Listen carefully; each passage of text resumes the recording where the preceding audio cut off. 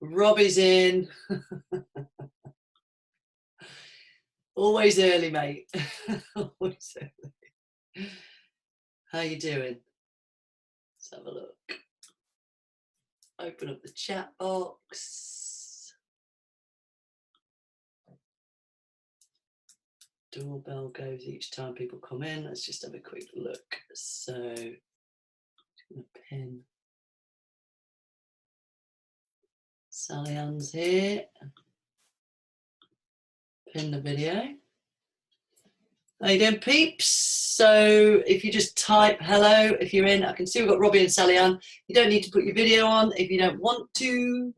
That's okay. You can sit in your pajamas. There are good things to. Hi, Sally Ann. There are good things to this. Hi, Robbie. Oh, lockdown, like, you know, not washing your hair for a week and sitting there in your pajamas while you're doing learning online. Pros and cons to everything, right? So, yeah, I think today's going to be sunnier than yesterday. Robbie's out in his vest. How are you getting on, Sally Ann? Are you okay? Let me unmute you and just say hi for a second. Oh no, what did you do? Permitted exercise, fell off my bike. Static bike or out on the road? Push bike. Oh no, is it broken? In my drive. Oh really? You've not even got out the drive? I had a lovely ride. Perfect ride. Fell off in the drive. Broke my wrist. Oh no. Oh well, yeah. Well, the only thing you can do right now then is rest, enjoy the sunshine, maybe a bit of I move freely, maybe. But I hope it heals soon for you. I scuppered a few of my plans that I'd set up. Yeah, I can imagine. Have you been teaching online? No, I haven't. Right. I've been kind of putting a few WhatsApp videos up on a couple of WhatsApp groups for my people. Yeah. But I officially took my 2 weeks holiday, Easter. Yeah. And now I'm back to work. Ha ha. All right. Okay. Oh, bless you. Well, at least you can rest, you know, and I think we're all just a bit grateful for this lovely weather whilst we are under these circumstances. So, were you here on the last week or the week before, Sally? No, I've not been. I've got a new computer. I've had my computer died last week. In sympathy for your wrist. Yeah, I got to a point last week where it was all a bit too much. Right. Anyway, my hubby's come to the rescue and bought me a new computer. Like everyone else, I'm suffering with not having any income coming in. Yeah. But I also last year I've been very ill. Right. So I haven't earned a lot last year either. Right, okay. So the finances from last year have depreciated, and then I almost kind of thought, should I give up last week? Right. Well, I'm glad you're here then, Sally Ann. And actually, I'm just putting together, I've literally just created a video. I'm going to be doing another webinar about how to have an online presence, all the things you need to consider. So 5 basic steps, but then all the tools you might want to consider. So it might just, it might be enlightening for some. It might be, some people might be already doing it.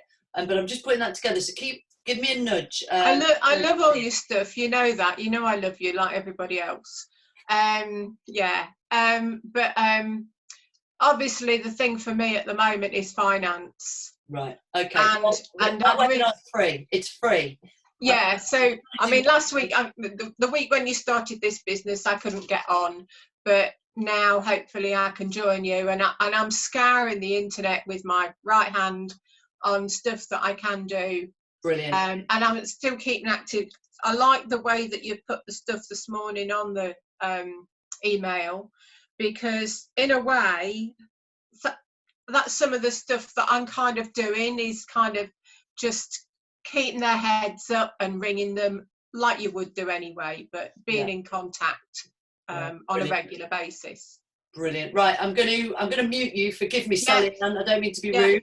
No, that's nice fine.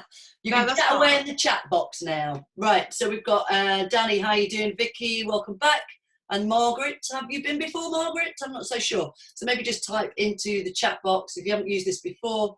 Down at the bottom there, if you hover your cursor, there's the chat bubble. You can just type on the right hand side. Is that your right or my right?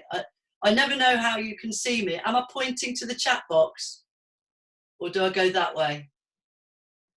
Which way is that the chat box there? The other way? Oh, it's different on my screen. Oh dear. Right, okay. So I'm just going to give it a couple more minutes. Got no idea how many we'll get. It could be that everyone's just taking advantage of the sunshine outside. But I did want to make a confession to the few that are here. So, so I don't know about you, but when we went on lockdown, you may or may not have been stopped from gaining access to some things because you were on lockdown. And so obviously the facility that I'm involved with was completely shut down, so I couldn't get into my office. I'd got as much as I could. I think it was the day before we actually locked down on the Friday. And then the gym manager, the owner of the gym, he said yesterday, says, I'm actually going down tomorrow if you want to gain access, if there's anything more you want. So I just want to confess what I went and got, what I was missing. My pelvis, my shoulder, my foot, my knee, and my spine.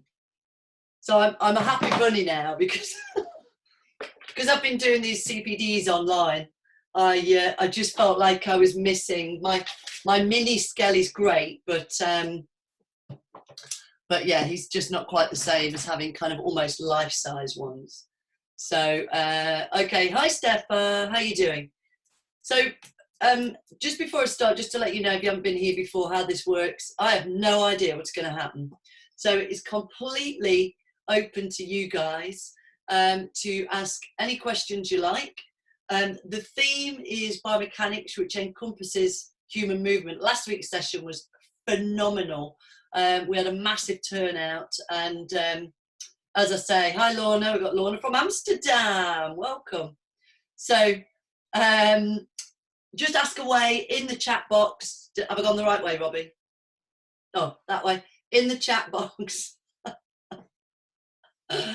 Oh dear. So you can ask anything you like. Now, what happened last week, we did kind of go into other relevant subjects, which may or may not be my area of expertise, but we are lucky to have Danny Ross within the this live with us in terms of understanding what myself as biomechanics education, and he represents SIMSPA.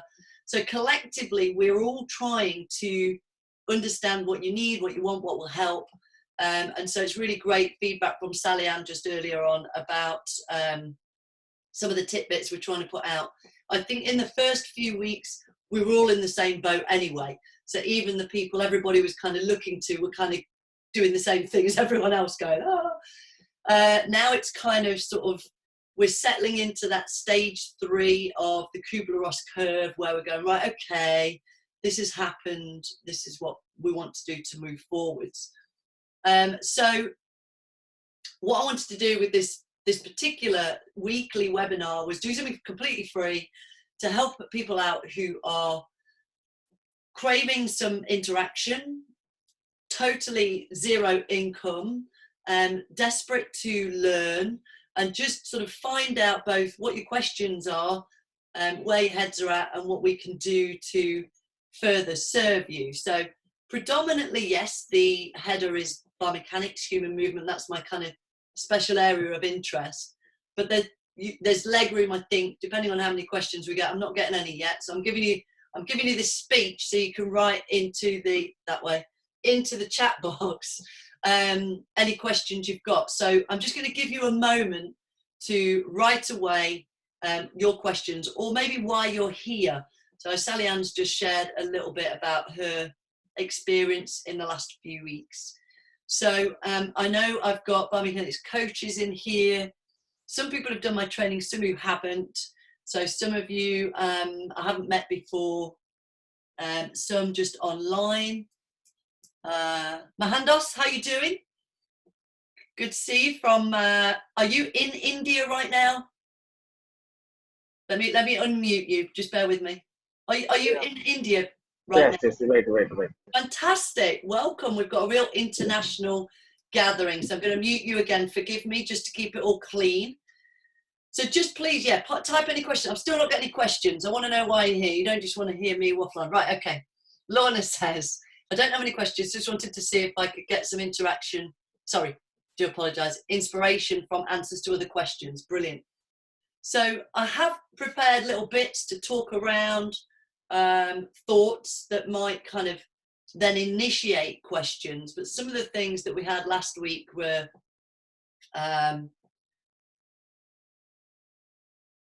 okay, we've got Julie. How you doing, Julie? Where's Julie? Oh, there we go. There's Julie. Hi there, Julie. How are you doing? Any questions, Julie? Sorry, I'm not sure I understand. Oh, right. Okay. Yes. So your profession. So Mahandos, Salian, what do you guys do? Gordon, let me know what you do, your profession. Can you tell me if you're working online? Have you managed to create an income or not? How are you finding it? Where are you at? Where do you think your biggest areas of kind of weakness right now are? Because really everything has shifted. All of our mindset and thinking has had to change. And to do that is quite uncomfortable in the beginning. I think we've just got to trying to adjust and adapt into the present environment. So, so Julie's Pilates, here for inspiration. I'll do my best. Good grief, no pressure, Rach. Vicky, any questions? You were here last week, weren't you, Vicky? We were talking last week about gait analysis. So when you're looking at somebody walking on a treadmill, for example, what could be the cause maybe of overpronation as an example? And so we went through things like that. Robbie's PT online, fantastic. Sally-Ann learning, I've arranged a Zoom meeting just to gain confidence to use, fantastic.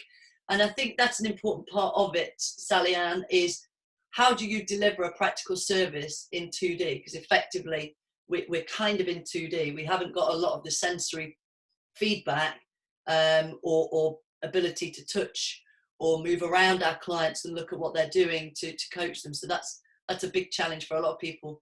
However, what we were talking about previously is where I'm super kinesthetic. I like to do and feel and touch and move, which I think most of us do.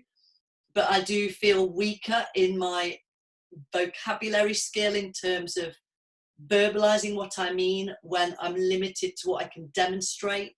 So what this has forced me to do is very carefully think about the vocabulary I'm using, because we've got to remember not all of the people we're coaching are visual kinesthetic doers. So they may actually receive the verbal cueing on a better, deeper level or a more enhanced level than the kinesthetic stuff. So that's something to really be aware of. So let's have a look. So Lorna, yes, working mostly online now, also allowed to work outside. Oh, brilliant. So in Amsterdam, you are now back outside, but as long as you're keeping like your 2 meter distance then. Brilliant. That's kind of promising to hear that's happening across the waters, so to speak. Going well for the last 4 weeks. Brilliant. So Steffa, I'm struggling to show clients the value of still going through assessments online as they feel they need to be seen personally. Yeah, we'll definitely do that one. And then Vicky, something my clients are struggling with right now is their bodies being a bit more stiff from lack of movement and activity, as I'm sure we all are. I'm working on creating a few full body stretches and movement flows to use as something they can add to their routine. Do you have any advice? Yeah, 100%. Okay. So with Steph's question about keeping clients motivated, so you may or may not, hi there, Murray. Sorry, Marcus, Murray Marcus. Can you just type in your profession and any questions you've got as well, Marcus, so that we can see who else and what we've got going on in here. So to be able to assess clients online is a challenge. So I don't know how many of you are are doing that right now actively, and some may be doing that and some may not.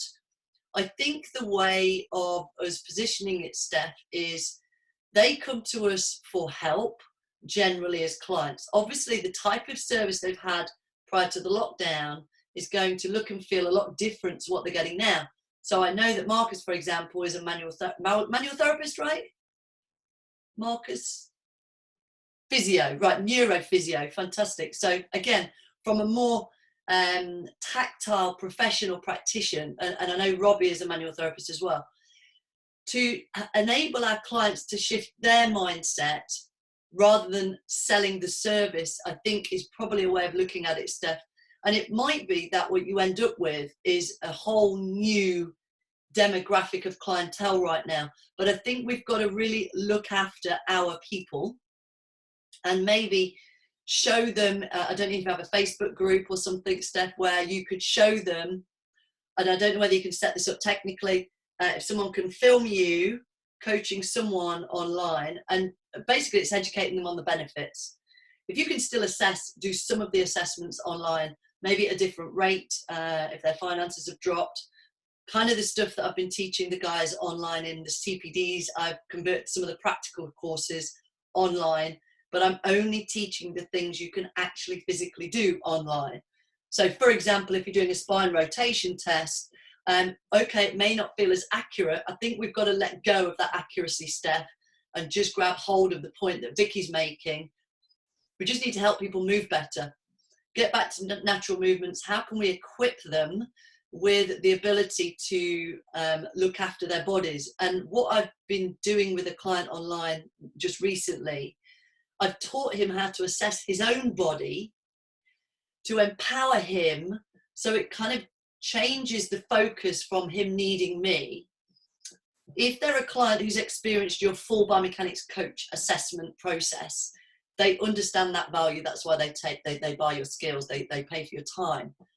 If we build a small mini, here's how to test yourself from home, and if you want me to check in with you with the techniques that I can show you, so which brings me nicely actually into Vicky's question, then it kind of helps shift their focus. So you might want to offer a free session, video, webinar, Zoom, where you explain to them how and why it's important they understand how they move, why they move the way they do. You're still there for them. You've adjusted your level of service to support them from home. Here's how they can do these tests on themselves from home, and understand whether actually today I could probably doing some iMove 3D techniques, or, you know, so I'm not sure if I've directly answered it, but I'm not sure it is a direct response, Steph. I think we've got to take responsibility. They come to us because they trust us. They're paying for our advice because we're the specialists. So we've got to,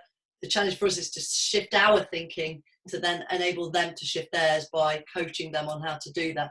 Let me know if that kind of answers your question, kind of around the houses. And then Vicky's asking about, obviously, clients, all of us, we're at home, we're limited, we haven't got access to a gym, we can't just pop down the local swimming baths, we're limited. So we've got to try and think creatively about coaching clients. And what I've always advocated and really enjoyed is telling people about the home gym they already have without any equipment. If you live in a house, you've got stairs. If you've got a sofa, you've got a bench for a Bulgarian split squat. If you've got a sofa, you can do low-level push-ups. If you've got some space outside, you can do a little bit of cardiovascular HIIT training. And so, but I think specifically what Vicky is talking about here is kind of full body flows. And I think thinking back to kind of natural movement and the animal flow kind of concept about using your body weight, again, this is where it's just maybe taking us into areas that we're not used to or not so confident. If you've always used gym equipment and you kind of like, right, always do a warm up here and then you go here, I think we have to really shift our own mindset and look at this as an advantage to our business in the long term, in the future, because a big part of our success with a client is how much we can life coach them on how to use their environment and their body more overall, not just that 1 hour session. That's not going to change their physical health, or 3 sessions a week. They're with themselves 24 hours a day. The more we can empower, give them skills and knowledge, educate them about their body. Doesn't have to be technical. You know, you should be able to take your arms overhead without kind of it hurting or it feeling too stiff. So just basic movements. Can you do this? Yes or no? Okay, so we might want to do some shoulder motions or movements. And so obviously Vicky's talking about using stretchings and movement flow. So Vicky, if you don't follow me already on Instagram and Facebook, I've done a series all week, every morning, of some I Move Freely flows, which I think you really like. So maybe go and check those out. They're my strongest recommendation right now. Murray, good grief. So you're doing osteo now. Are you a glutton? You're just a nerd, aren't you? So what I get really excited about when I do group sessions is not only that we have people from India and Amsterdam all in the same room and all over the UK. We also have manual therapists, physios, trainee osteos, strength coaches, all in one space, and we're all trying to achieve things together. But this is a great opportunity to show how we can connect with each other, swap details, network, connect, so that then we can use each other rather than I'm really not interested in the injured. I'm going to ring Murray up and say, you can have them. Yeah, but let me know what goes on with the client permission. So I really love having that connection between the clinical world and the exercise world, bringing us together, both in professional discussion, but also in practice. So I'm actually speaking to Mike and Martin later on. Murray will be interested to know. We're putting a system together for the industry, which includes all of you. And this is what I wanted to speak to you about yesterday, Danny, and I forgot all about it. We're putting together a system to enable exercise professionals to follow very simply, to avoid any of the, the grey area clients. And this is in particular online, I think, right now, where like red flags might be pain. That's kind of a red flag, or it could be. And as exercise professionals, the most dangerous thing for us is what we don't know. And so having a clinical kind of questionnaire, or professionals like Murray, Mike, who's an osteo, Martin, who's a physio, to run through this system of, right, go through all these questions. No, you find, right, okay, you can work with Rachel through exercise, you're safe. If there's still something that's a bit ambiguous, then there's the next point of call, which would be speak to Murray or Mike or Martin. And then there's, and there's this whole process. What it does is it protects exercise professionals who know that this person could be someone they could work with if they could just have a clinician say, yeah, you're okay to go. Because things like pain are a red flag. But we all know that a lot of pain is caused by a biomechanical loading and can be improved with exercise. And that's our job. So I'm getting really excited about it. It's not together yet, but when we get there, I will definitely be shouting about it. So Mohandas from India is a sports biomechanist, amazing, kinesiologist, and physiotherapist, fantastic. So again, you're a bit far across the water there for a referral, Mohandas, but it's great having you along. Margaret from Scotland, Pilates, posting videos to clients free of charge at the moment. Okay, brilliant. Always wanting to learn more to help clients. And I think it's important that we do offer things for free to, it might be a sort of, a limited amount of information, because we've got to always think long term. How can we long term protect our business and make sure we're not kind of ending up ruining ourselves, and we can no longer use this as an option because we're doing so much for free. But I do totally agree, we should be doing a lot of free stuff like this free Q&A. Vicky, face-to-face PT in the UK, commercial gym, Pure Gym, welcome. Pure Gym, woohoo, and the intention of moving into online hybrid training. So this is a brilliant opportunity, Vicky, for you guys. I'm working quite closely now with Pure Gym, who've got about 3,000 or 4,000 PTs. And the idea, this is something I think is really exciting, is to now have different levels of service. So you've got your maybe high-end package, face-to-face, which is obviously what we all want to do. But then you've got an option for some online provision that is either included within this as an add-on, but doesn't necessarily need you there if it's a video or they log into something and see exercises, but also a pathway in for people who, they don't know who you are, they haven't got that much money, they want to suss you out. And so it gives you this kind of like pathway through and into your service. So I think that's, it's a good time for that, certainly for me. Some handles is from Chennai in India. How are you doing out there in India? Are you complete lockdown? I'd be interested to know. So yeah, Murray's talking about red flags, blue flags. I know red and yellow. Murray, I'm learning from you today. What's a blue flag, please? Can you let me know? Can you enlighten me? Julie, okay. Fantastic. Danny, also sounds good. Vicky's in Derby. Okay, brilliant. So what we've got is a little chat. Okay, wait a minute. It's that way. The chat's over there. So you can have a read through, see where people are, and if you want sort of connecting with each other, let me know. We're already telling each other where we're from. So what I want to really ask you to give me now are, what's your number one human movement question from any background, whether you're stuck at home like Sally Ann, can like new, sussing it out, whether you're a physiotherapist, whether you're a PT or a manual therapist. I want to get past clients involved online who cannot travel to my classes. So yes, in terms of being able to offer a service online, and this is where real safe programs like I Move Freely, which I strongly believe is probably the safest exercise program on the planet. It's a no-brainer online because they can do it with no equipment. They can do it sitting on a chair in front of you, and it's safe because it's not hugely dynamic. It doesn't have to be.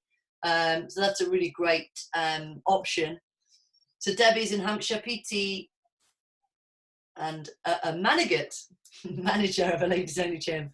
Older clients and I Move Freely, brilliant. So I'm waiting on some questions, that's all right.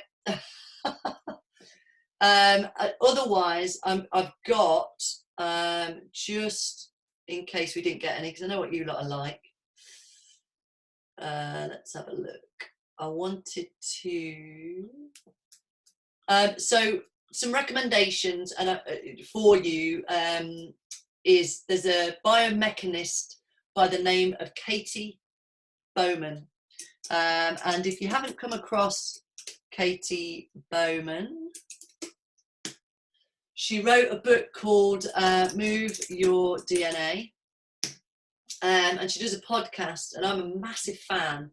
Now she talks about natural human movement, so I just wanted to pinch some of her content and share it with you. I can't claim it, although it is kind of my ethos, if you like. It was naturally, and then when I listened to Katy, she's the same. She's far more knowledgeable than I am about biomechanics because her training is as a biomechanist.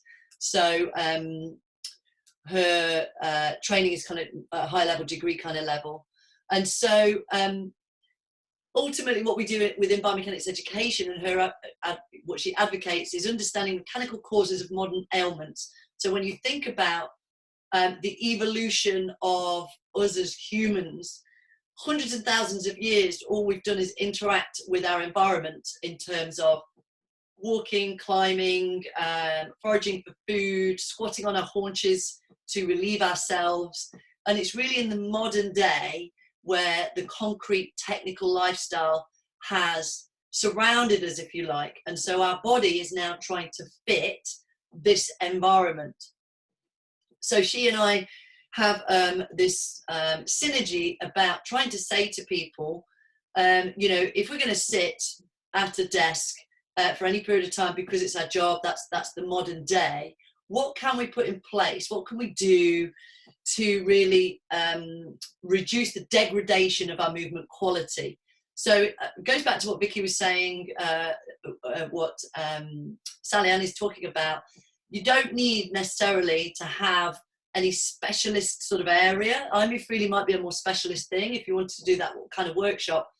But literally set an alarm. Everyone's got a smartphone as well, so set the alarm every hour. And then things like, you can all do this with me now because we're all sitting down. I can see you all sitting there. So if you place your palm on your sternum, so your sternum is the flat bit between your ribs, and make sure your sternum is pointing down. So often people are slightly kind of tilted, so I want you to make sure your sternum is perpendicular to the floor, and then bring your chin back. Because what we can often end up doing is we sit, or we sit, and then the head is almost in these malalignments, and then the neck muscle sees up. So even just for a minute, so drop there, take the chin back, and then from here, just side bend the neck. So you probably feel some nice length. So as we're sitting here, and then go the other way. And you can also feel your breathing, so you could use breath. So this, I think sometimes exercise professionals, we're conditioned to think you need to do the next program, it's the next big thing, but sometimes it's really basic and simple. You know, raise your arms in the air, so you can all do this with me right now, and then just open up the ribs. So come with me, guys. Just because I don't want you to, because what happens if you're sat listening to me lecturing as we do this, your fatigue starts to kick in, the body starts to close down, the energy is lost, and you start to lose focus. So what I'm saying kind of starts to get less meaningful. Whereas if we're here kind of just listening, staying energized, you know, you might want to have a little twist. There's no rules in movement, as long as it doesn't hurt, as long as it feels good, as long as you're comfortable, then helping clients to understand that. Every movement is a test. Every movement is a benchmark. So the ability to take one arm overhead, see how that feels, and then maybe switch and see how the other side feels, exposes us to an understanding of the areas that feel slightly stickier. And so, oh, I might want to do that side again. Oh yeah, this side feels stickier than the other side.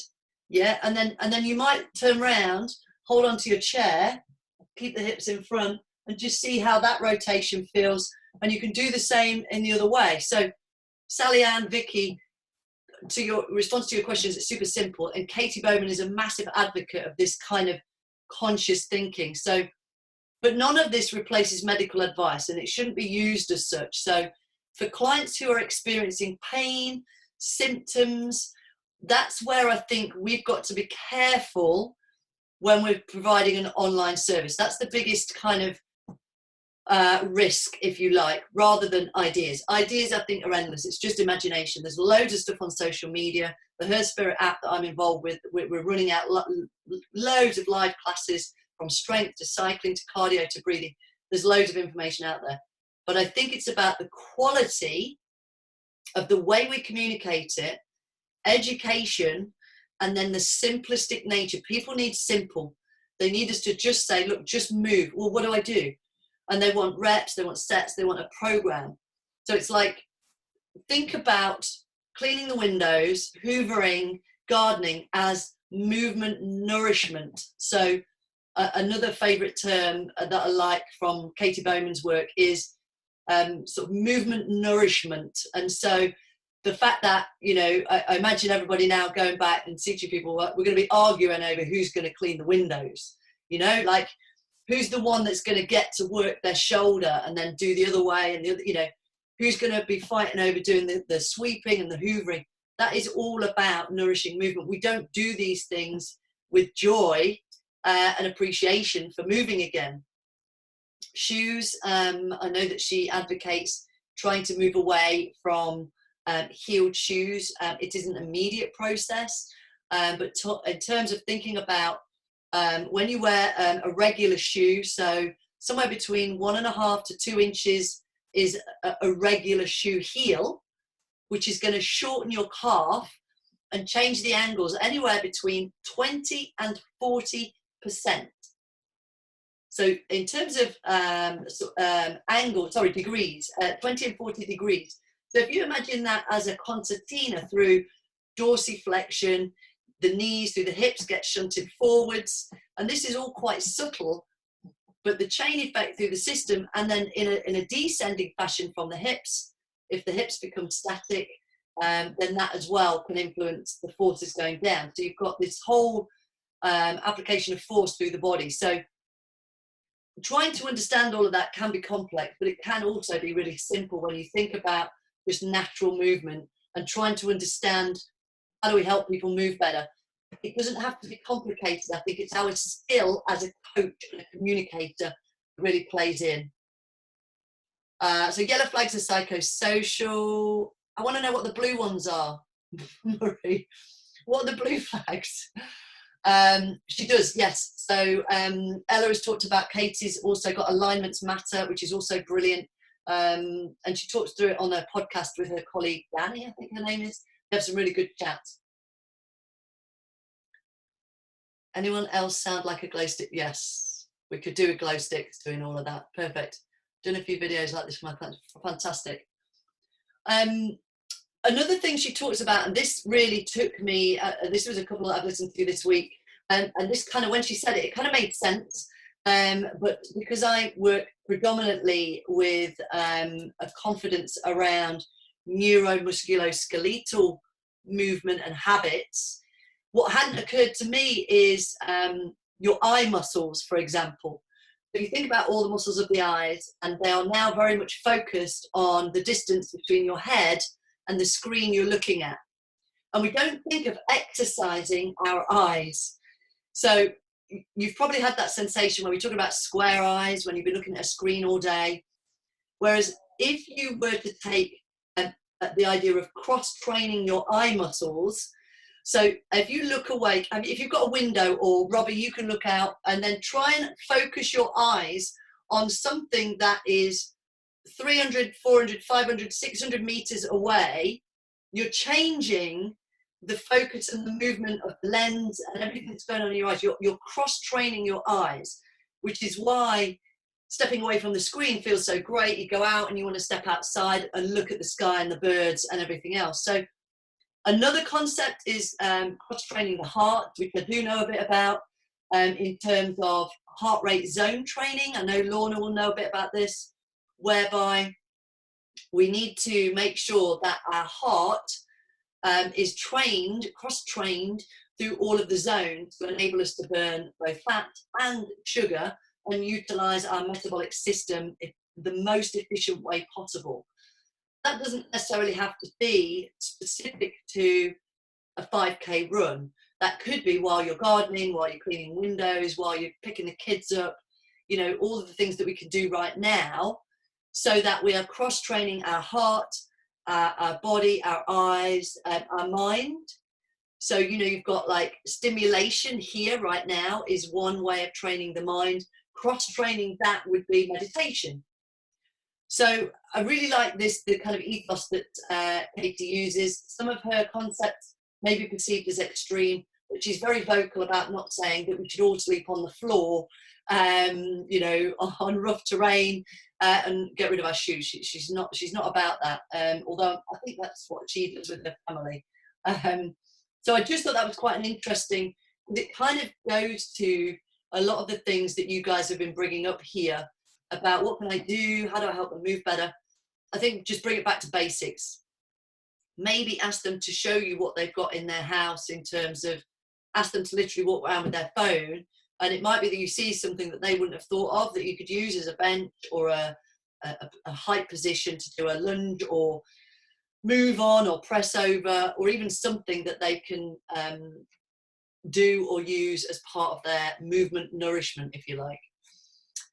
So Murray, I also use time instead of reps. I've literally just put something together about this, Murray. Sometimes saying do this exercise for 30 seconds as many times as possible makes the client work, giving a set amount, they stop at the rep. Yeah, I agree totally.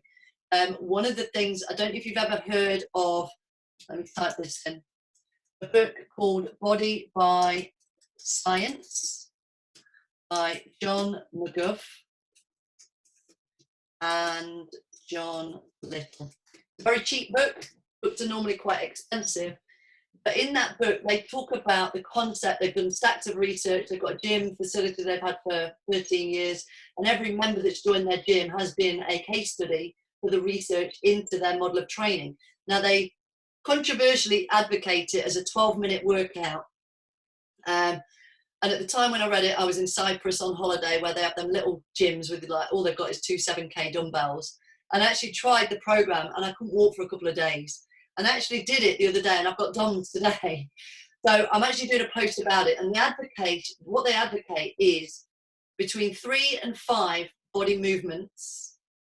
And then let's say you picked a squat, and you would do the rep range, the rep timing, 10 seconds down and then 10 seconds up. So that's a 20-second rep. Now, when I tried it, I think the most I could do was 5 reps. So the other day I filmed squat, deadlift, shoulder press, bent over row and push up to try and hit as many planes and body parts as I could. Just did around about 5 reps. I was slightly quicker because it was a bit windy outside. I was getting blown over.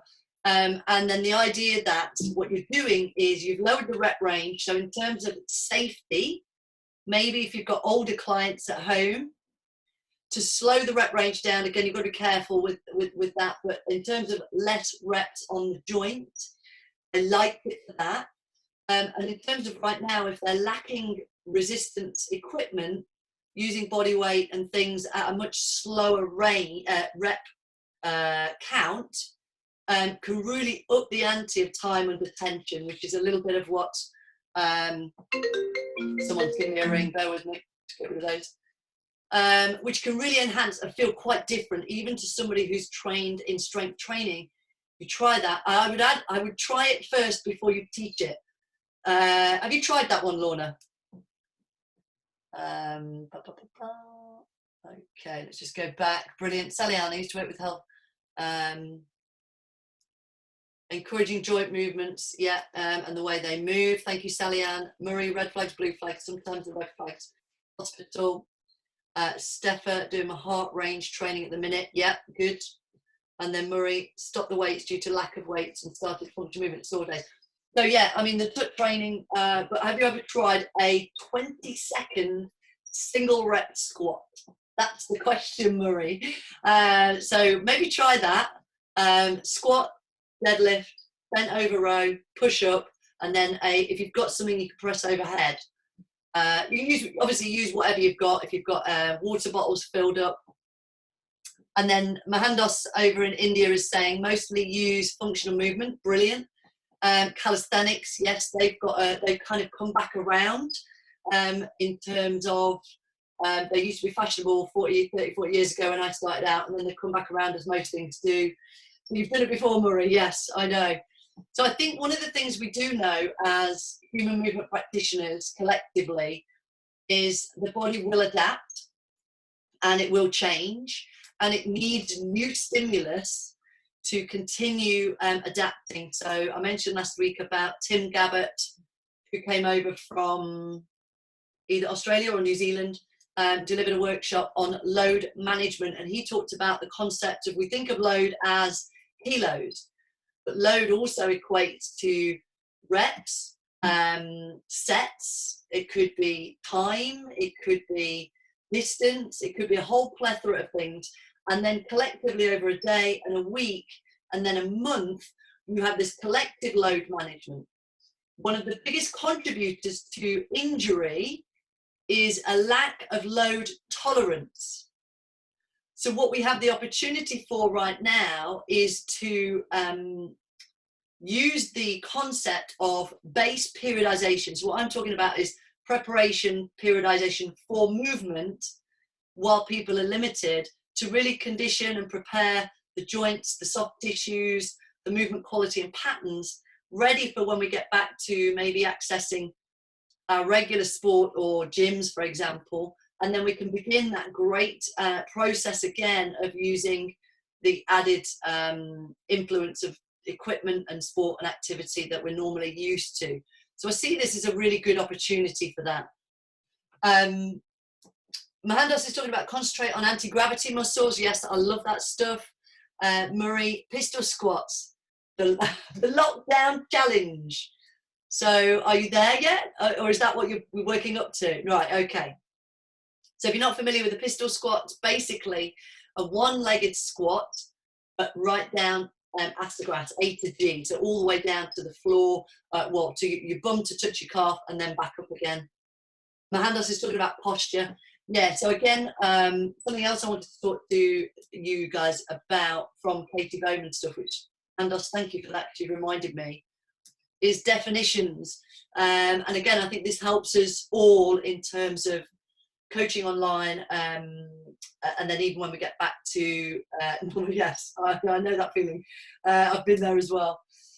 But really, in terms of understanding and communicating on a simple level, three terminologies that all sound kind of the same. So alignment, posture, force, and form, which all kind of come together. So the way Katy Bowman defines alignment is the entire body. So the way the body is stacked up, the way the body interacts with force, both extrinsic and intrinsic, that is your kind of like what alignment is and means, is understanding everything when it's stacked up. Then you've got posture. Now, posture and alignment are two different things. Alignment is the whole body in terms of the way it lines up and forces, etc. So a bit of collective. Posture is every single position that the body is capable for. So I'm in a posture now, and here I'm in another one, and here I'm in another one, and here I'm in another one. And every single position is a posture. So I think we need to be careful about common language that says there is good posture and bad posture. Because, for example, let me give you an example. This might be deemed bad posture. But if it was really bad, I wouldn't be doing it if it was really bad. This is not an innate bad posture if I just go there and then come out of it. It's just flexion. The problem is when you combine it with force for a prolonged period of time, that's when it becomes detrimental or negates our movement quality. So I think we've got to be careful about bad posture, good posture, because some people genetically are designed with a more forward shoulder. That's their natural design, their geometry, sort of in the hips. If you've ever come across some of the terms retroversion, anteversion, or coxavera, coxavalga, and these are structural setup of pelvis. I'm saying all of this, and I've actually got my pelvis here. I was allowed into my office yesterday, so I was super excited to get my pelvis. So the way that your femur sits in your pelvis, the way it sits in, you've got different angles that are genetically what you're born with, and you can't change them. So I think we've got to be careful about saying, you have bad posture, this is bad posture. Posture is just a position. If you hold a single position for a long period of time, it will start to feel stiff and uncomfortable. Doesn't matter what it is. So if you lie on the floor flat on your back, after a while you're going to want to move, because where the pressure points are on the floor, there's a lack of blood flow. You're going to want to shift a little bit. If you sit on your bottom, sitting is not a bad thing, but prolonged periods of sitting, reduced blood flow in the bottom, the hip muscles start to adapt, the brain's not using them, it makes you more efficient by stopping them fully contracting, relaxing, so when you get up. And so hopefully that makes sense. Force is really the thing we want to kind of think about, and you've got extrinsic force and you've got intrinsic force. So extrinsic force might be ground reaction, shoes, weather, things outside of us. Intrinsic will be your subsystems, so the muscles, the bones, and the nerves, and how they interact with each other. So if you sit for long periods of time, the force and the pressure on the buttocks, and then extrinsically, then intrinsically, the brain's adaptation of that muscle function due to lack of use to be efficient, means that the force intrinsic and extrinsic has altered and adapted. And that's really what we want to try and be more conscious of. Because your body does amazing positions and things. You've seen, what a gymnast can do, or a contortionist. and then everyone feels like they're very limited. We've got to be conscious of saying to people, look, every movement is okay if it feels good, and you can do that comfortably and safely. But there's almost no rules. Saying that, and I'm trying to think of when there would be a rule in that, or you know, an alteration to that. Yeah, so again, Murray's just saying about training Parkinson's and stroke patients makes you realise that posture is too widely used as a term in terms of poor posture. So as we get older, gravity means that just to our lifestyle, which is usually bent over, more so now, we start to, our ligamentous creep kicks in, and we start to maybe have a more flexed spine. I don't know about you, but my parents have both lost a couple of inches, and they tell me about that. They say, oh, I used to be taller than you. And so they get this degrading. Some of that we can't change, some of that potentially we can, but certainly when you've got people who have had strokes, or if they've got Parkinson's disease or conditions that limit movement, then we can't worry about things like posture. So I think shifting our vocabulary, our mindset, and the way we practice will help us help everyone from a more technically accurate and helpful place than if we're trying to be fit into molds of our kind of original training.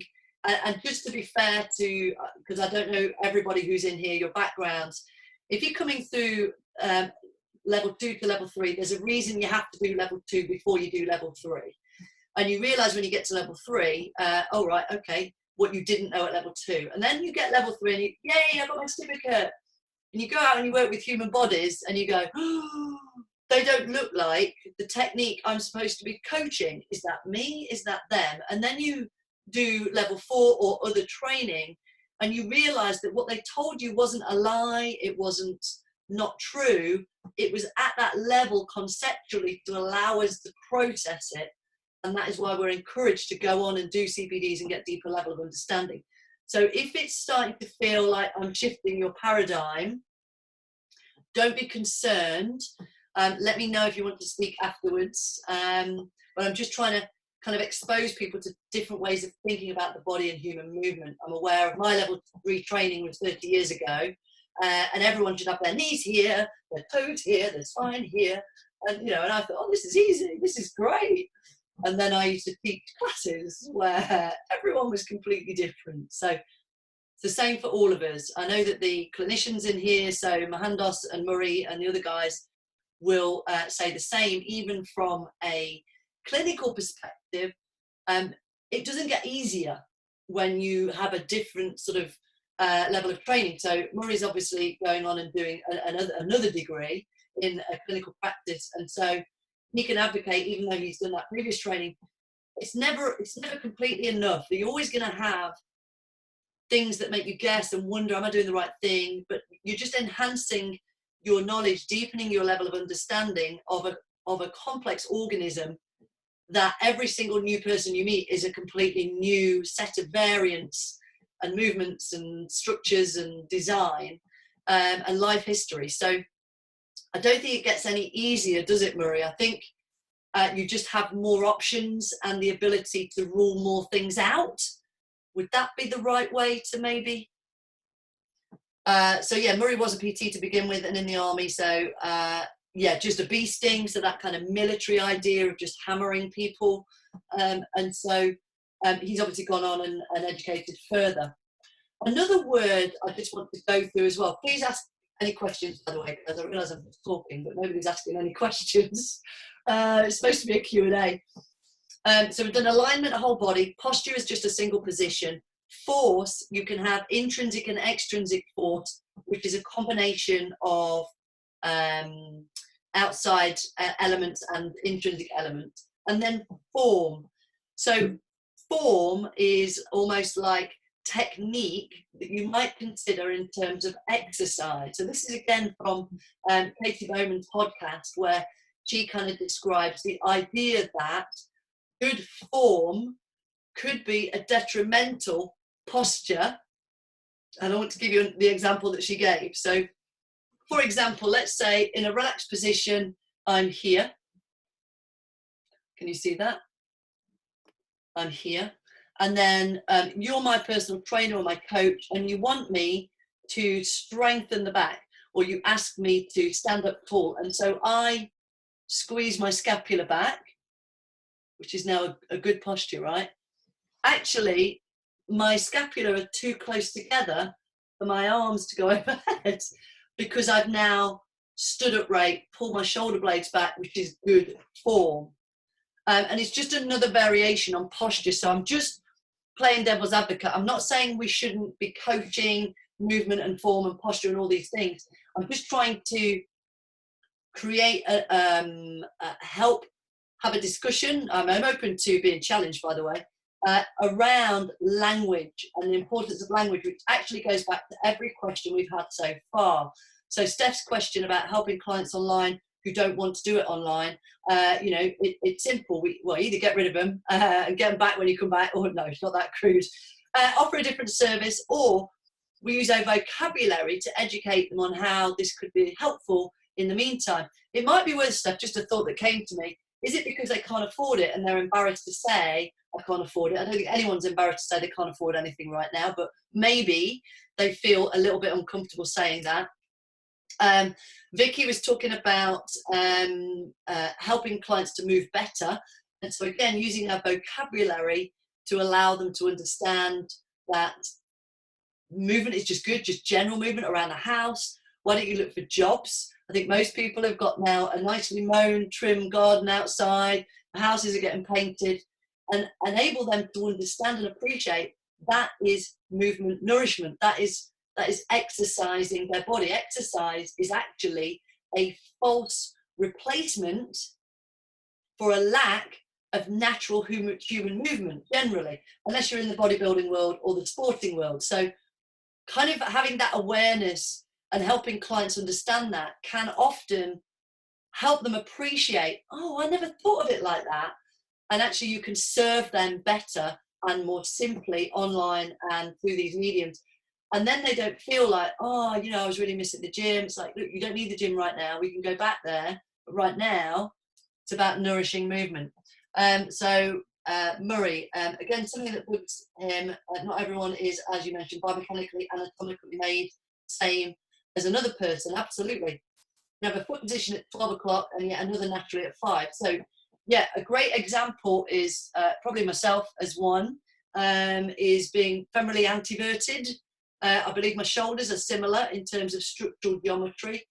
And so you can have different depths of socket. You can have a pronated foot and a supinated foot on the same individual because they've had an asymmetrical lifestyle that has strengthened one side into a functional leg length discrepancy, which degrades the, which degrades the mid-tarsal joints and the subtalar joint. They become loose.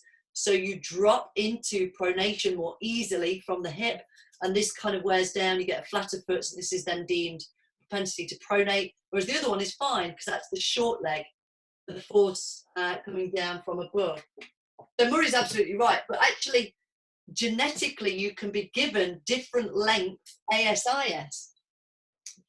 Use my little men again, my little bodies again. So your ASIS, which is your hip bone on the front here, the anterior, that's the front, superior above, iliac spine, so ASIS.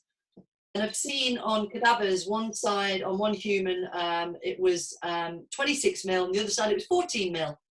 Well, that's a site where muscles attach to. So if you have muscles that attach at different heights, because that's your design, how does that affect movement? And this is where kind of a lot of things to do with the inside of the body is in terms of a healthy adult movement quality is hypothesis. And so that's the same for us as exercise professionals. It's the same for the clinicians. I think Mohandos and Murray will agree. Everything about the inside of a living human is pretty much a hypothesis because the minute you put them in an MRI, things change because they have to stay still.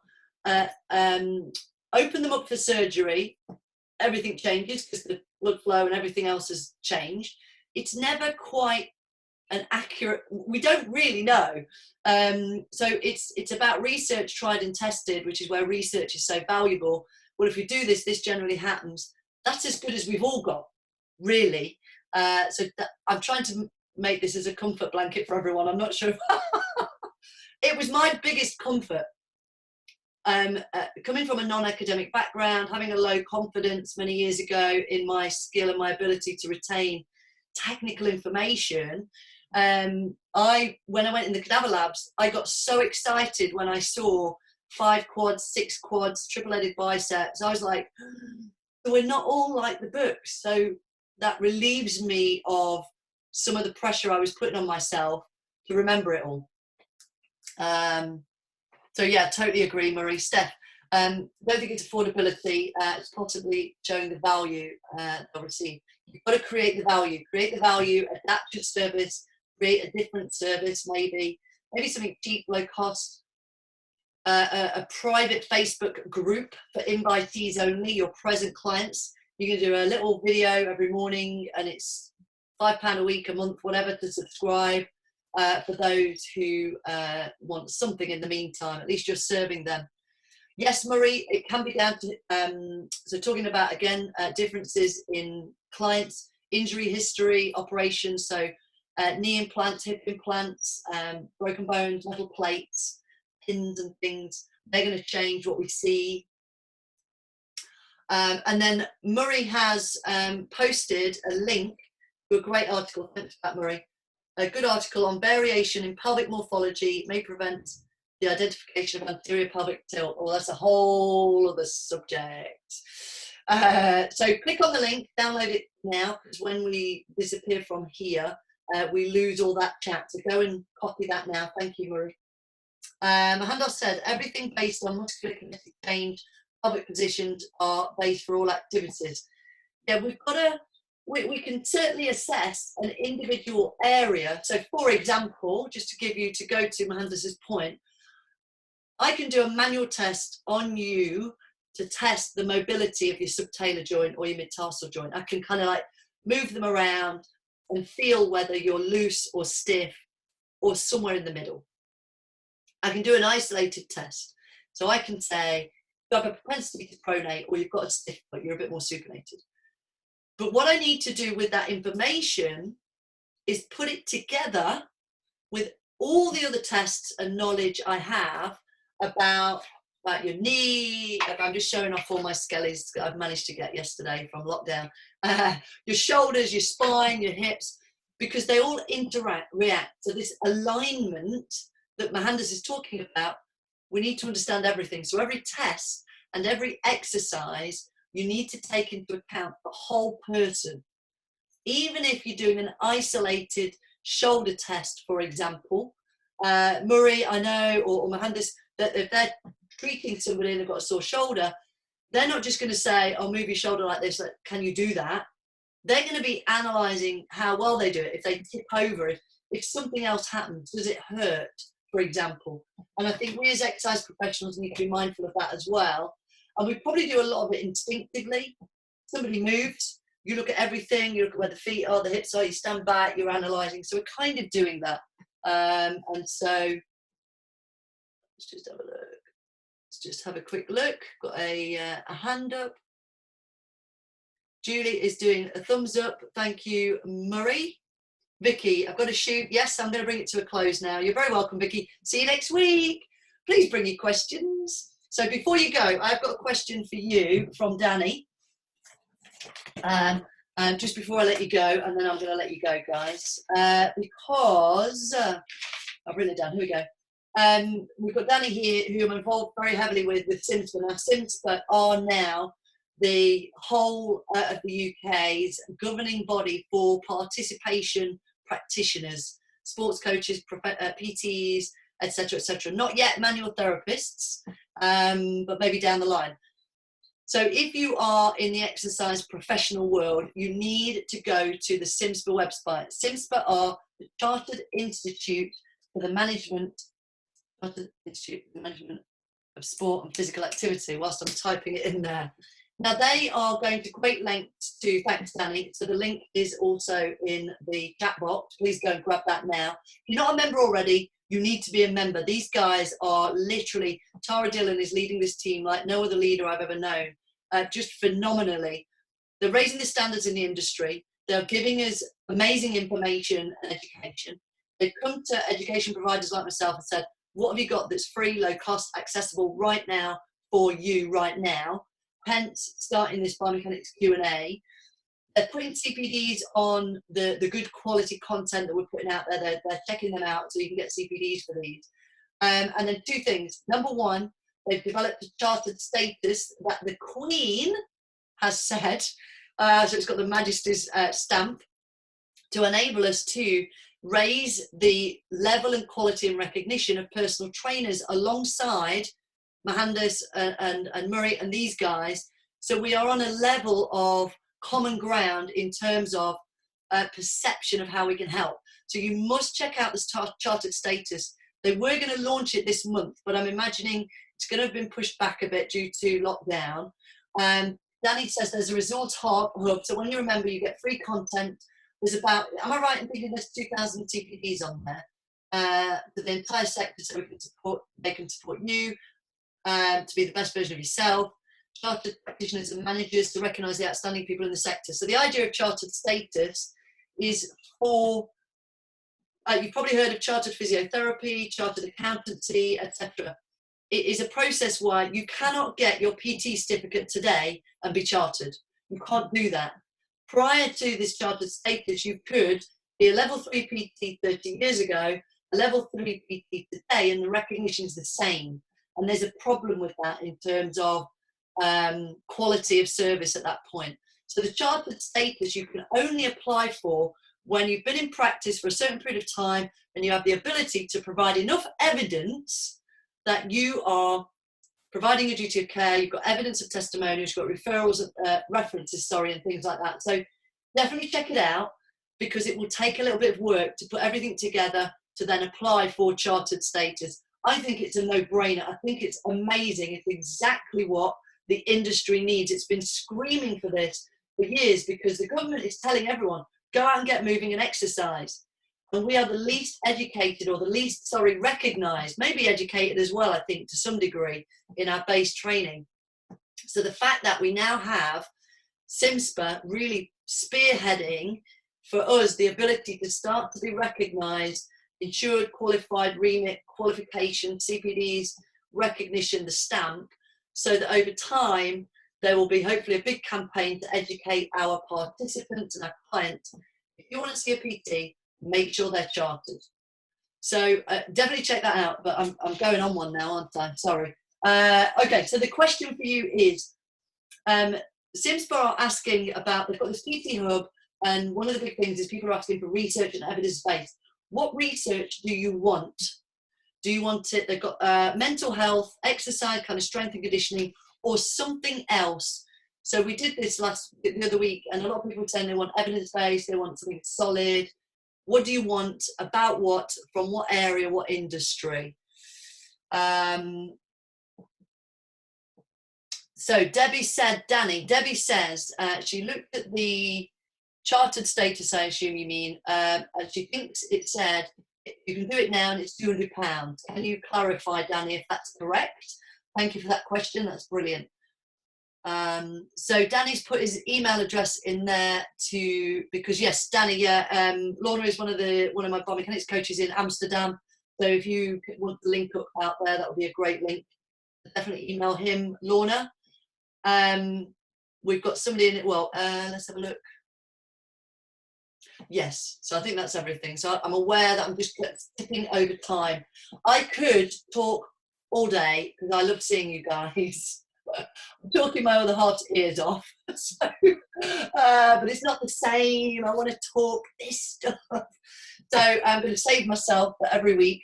Please come back next week. I have extended this beyond April. I was going to do it, I was trialing it for the 4 weeks of April. I've taken it to the first 2 weeks of May. We're just seeing what's going on. Please do let other people know, but please bring questions so that I'm not just rambling. So Danny's just said individual membership to SimSpa is £30, the practitioner is 140. The chartered process is slightly different. Yeah. So Debbie, message Danny, his email, danny.ross@simspa.co.uk. I guess for you guys who are clinicians or manual therapists, I would steer you towards Gary Benson and the STA, so the Sports Therapy Association. Robbie, I'm sure you'll know about them. Where's Robbie gone? Let me find Robbie. He may have gone if he's got things going on. I know he's got kids and things. Yeah, may have gone. Right, okay. Guys, it's been a pleasure. Thank you for those who showed me your faces. No panic to those who didn't. You're there in your pajamas, let you off. I hope that was helpful. You know, but let us know. Let me and Danny know. What do you need? What do you want next time? See you next week, Wednesday, 12 o'clock. Same kind of thing. More movement, more questions, please. Bring them along. And I'll see you next time. Take care. Stay safe. Keep moving. See you guys.